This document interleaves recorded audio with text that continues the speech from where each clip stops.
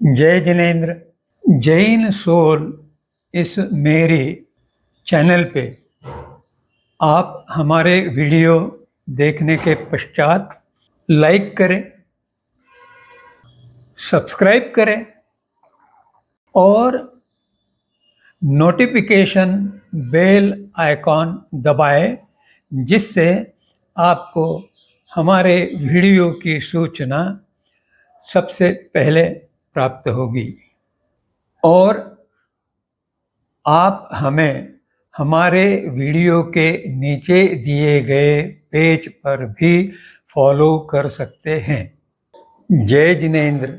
सामायिक विधि के पूर्व जो बातें सामायिक क्रिया के संबंधित जाननी चाहिए, वे जानने के पश्चात अब हम सामायिक विधि कैसे की जाती है, इसके विविध सूत्रों का एक के बाद एक क्रमवार अभ्यास और विवेचन करेंगे। इससे पूर्व दो बातें और बताने का प्रयास करूंगा जो सामायिक विधि में बहुत महत्वपूर्ण है। अपनी अंतिम देशना यानी धर्म उपदेश में भगवान महावीर को गौतम गणधर ने प्रश्न पूछा, परिरूवणायेणं भन्ते जीवे किम जनयै। परिरूवणा इस अर्धमागधी शब्द का अर्थ है प्रतिरूप, और प्रतिरूप अर्थात सादगी, सिंप्लिसिटी। तो इस प्रश्न का उत्तर देते हुए भगवान ने कहा कि सादगी से सामायिक विधि में एक समरसता प्रस्थापित होने में सहायता मिलती है। जब तक सादगी जीवन में और कम से कम विधि करते समय हमारे आचरण में प्रवेश नहीं करे, तब तक सामायिक फलद्रूप और प्रभावी नहीं हो सकती। इसी तरह से एक दूसरा प्रश्न गौतम गणधर ने पूछा था, परिलेहणेणं भन्ते जीवे किम जनयै। परिलेखन, यह परिलेहणे का हिंदी रूप है। प्रतिलेखन अर्थात साहित्य को भली भांति अवलोकन करते हुए उसमें कहीं मोड़ में कोई छोटा मोटा जीव फंसा न हो, मरा न हो, इसका सावधानी पूर्वक अवलोकन करके उस साहित्य को निर्दोष बनाना यह आवश्यक है।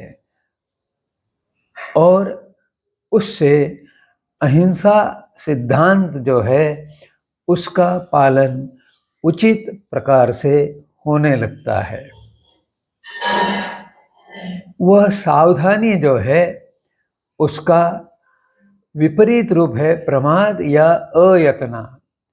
जब हम हड़बड़ी करते हैं या किसी चीज को करते हुए ध्यानपूर्वक नहीं करते हैं, तो प्रमाद या अयत्ना निर्माण होती है, जिससे सिद्धांतों और क्रियाओं का पालन दूषित बन जाता है।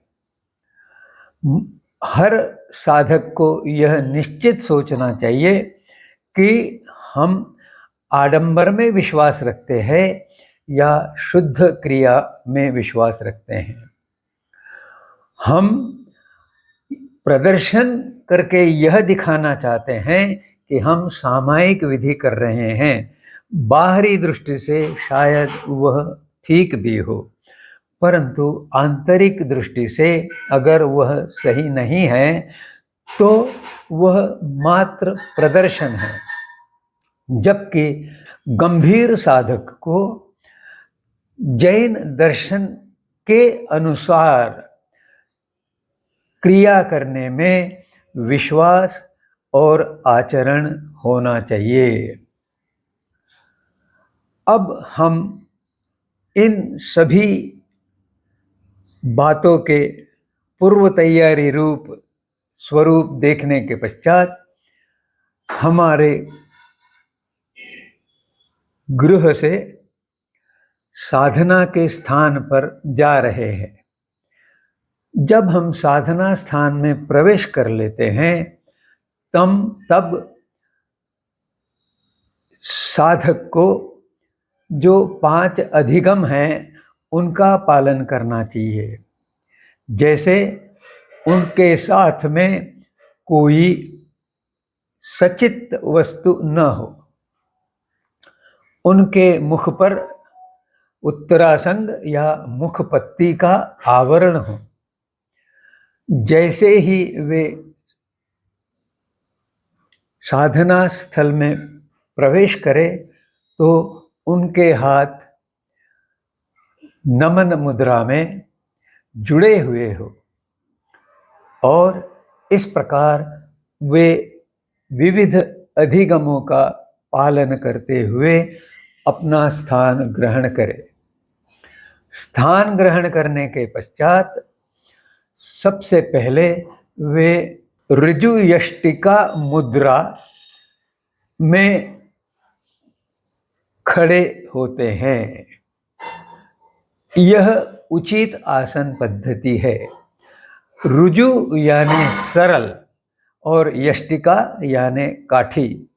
तो जिस प्रकार काठी सरल होती हैं उसी प्रकार साधक सामायिक क्रिया प्रारंभ करने की स्थिति में ऋजु यष्टिका मुद्रा में खड़े होते हैं और इस मुद्रा में, इस उचित आसन पद्धति में वे प्रथम सूत्र का उच्चार करते हैं। वह प्रथम सूत्र है नवकार महामंत्र। उसका शुद्ध उच्चारण करना महत्वपूर्ण है, आवश्यक है, क्योंकि सामायिक एक प्रकार से आवश्यक क्रिया है और आवश्यक क्रिया में प्रत्येक शब्द का उच्चारण शुद्ध होना अनिवार्य है, अपरिहार्य है। तभी साधक भौतिक क्षेत्र से, सांसारिक क्षेत्र से मन को बाहर निकालकर अपने आध्यात्मिक क्षेत्र में उपस्थित चित्त की स्पर्शना कर सकता है। यह इस प्रकार की स्थिति है जैसे रेलवे स्थानक पर रेलवे स्थानक छोड़ने के पश्चात रेलगाड़ी पटरी बदलती है। उस समय उसमें आवाज़ें उत्पन्न होती है और वह आवाज़ें सामायिक क्रिया में एक प्रकार से विचारों का स्पंदन है जो भौतिकता से आध्यात्मिकता की ओर प्रवेश करता है। और जब पटरी बदल लेती है रेलगाड़ी तो उसमें गति प्राप्त होने की संभावना अधिक रहती है। उसी प्रकार जब भौतिक विचार त्याग कर साधक आध्यात्मिक क्षेत्र में प्रवेश करता है तो उसकी आध्यात्मिक क्रिया तेज गति से यशस्वी होने की दिशा में वह आगे बढ़ता है।